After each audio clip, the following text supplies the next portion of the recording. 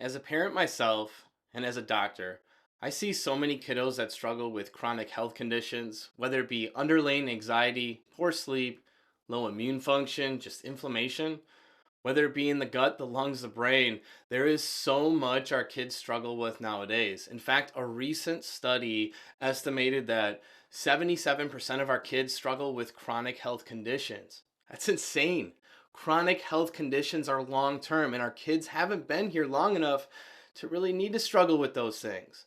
And that's why this is so heartbreaking with it. Now, at the root cause of all these struggles, we look at a deeper neurological struggle, specifically when a child gets stuck in fight or flight.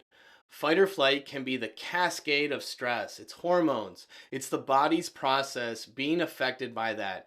Digestion, respiration, heart rate, all of the above then cause our kids to struggle with what we call the perfect storm. Now, this is where successive stressors build up and they cause our kids to not normally struggle with one of the things I mentioned above, but multiple things above. And those things become chronic. So, this video is to get to the root cause of those struggles, to look at where in the nervous system and why are kids struggling with all of these things. So that way they can get out of those stress responses that lead to bigger diagnoses and bigger symptoms and get back to what we're going to learn about this video. Really good vagal tone that causes better sleep, better rest, better regulation, and just helping them feel at ease within their environment. Now, when we look at a fight or flight response in kids, you might think of this as, well, yeah, of course they're fight or flight. I ask them to clean their room. I ask them to get off their computer or their device. Like they get in fight or flight, but it's very easy for our body to get stuck in one of these states, fight or flight, or the opposite, rest and digest. In fact, our nervous system is designed to be able to toggle back through between this fight or flight or protection mode and the rest and digest and calm. And the kiddos or even adults that can do this are better regulated and better available to control their stress responses. Now, if you get stuck in this fight or flight response, what that causes is then the cascade of everything with it. It causes the hormones to change, the lungs to change, respiration to change, and that's what causes then behavior to change with it. I want to walk you through this with one key nerve that does this. And I think this will tie it all together for you as parents to say, okay, why does my child struggle with anxiety, but then also struggle with not being able to sleep or tummy pains or indigestion? They're all connected by way of the vagus nerve. So if I switch my screen here on this is an example of a neurologically based scan that we do in our office.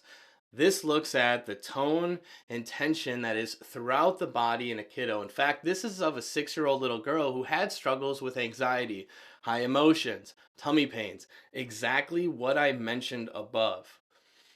Now, this scan looks at all that energy and tone, all the way from the low back, all the way up through the neck. But think about it as what the brain is receiving. So, whenever we see these red colors, that is extra tension. That is asymmetry in that tension when we see it be very one sided. And the areas I have highlighted are areas of neurology. This top area, C1 through C5, right up here, that I have highlighted looks at the vagus nerve. This is where really the vagus nerve originates from. It's a cranial nerve and it controls 75% of the sensory communication to the organs and glands of the body. This vagus nerve is a way of a sensory integration point of everything going into the brain. That's why it's so important up here in the upper neck because of everything. Every bit of communication your brain is receiving is filtered by this vagus nerve. So that's why it's a key integration point. Now, if you've been on the Google and studied and researched and read the articles, you know that this vagus nerve has a big gut and autonomic connection to the lungs, to the heart, and especially to the digestive system. That's what we see down here lower. That's why in the majority of kids that we scan in our office and look at this test, they have tone and tension struggles not only in this gut and digestive region down here, but also upper neck and closer to the brainstem because the sensory influence from the gut travels to the brain and tells the brain the wrong things. That's why it's a vicious cycle or a vicious loop, because when we have stress in our body, it tells our brain to be stressed. But then our brain tells our body to be stressed with that. That creates a condition that we call dysautonomia. Now, this very simply, dysautonomia, the autonomics are the automatic system. Think of our heart, our lungs, our breath, our hormones, everything within our body. But that creates an out of balance body and an out of balance nervous system. And if our body is out of balance, what it shifts to first is fight or flight. Now, what this looks like in kids can be multifactorial, especially depending upon what your kiddo struggles with. Now, this can look like heightened anxiety, worry, panic, frequent emotional meltdowns or outbursts. It can look like disrupted sleep, nightmares. It can look like lack of appetite. It can even look like overeating. It affects every single system. In fact, you can go the immune route and look at allergies, asthma, all of those things too. When the nervous system gets stuck in fight or flight, it can't work through those easy restorative things. It looks at protection mode and it looks at how can I focus on the task at hand, creating more hyperactivity, more of an imbalance there. And it forgets about other health principles, other autonomic principles within the body. And this is why we call it stuck in fight or flight, because they are so focused on the task at hand that their nervous system can't work on anything else. And health conditions become chronic with this. Now, how do we get our kids out of fight or flight long term? Now, I know as parents, you've probably tried a lot at home. And there's a lot of things we can do. In fact, you can do exercises that initiate the relaxation response. This can be, gentle movement like yoga that helps process cortisol. It can be to go take a walk. It can be to listen to music. It can be getting off screens. You can use supplements to modulate inflammation pathways. And getting good restorative sleep can make good changes. But I know a lot of parents, you've probably tried those things. You've tried everything under the sun that you know can help. And therefore, when the nervous system gets stuck in fight or flight chronically and it can't get out, it takes more. It takes looking at that vagus nerve and looking at, okay, where is the body holding that tone, that tension challenges that are causing that vagus nerve to get revved up underneath the surface.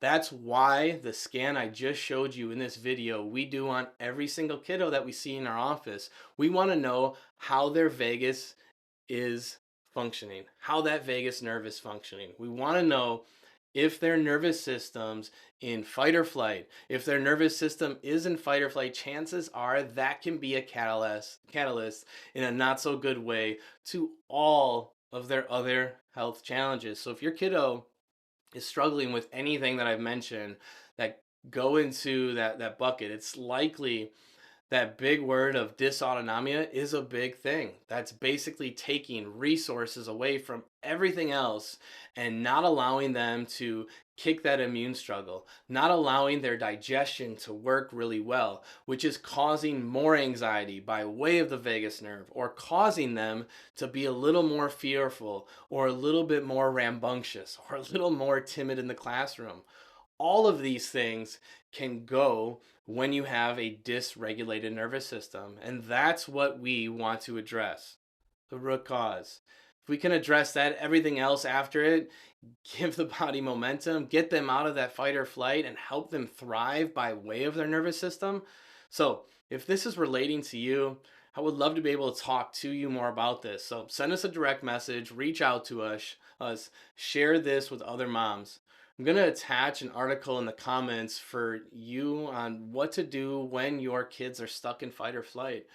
That will give you some more at home things to do, but also a deeper look at the nervous system and how we can help our kids thrive, especially if they're struggling with those chronic health things that as parents we know in our gut are possibly all connected together. So, hope this video finds you well. And I hope this helps you get to that root cause and get your child absolutely thriving. God bless.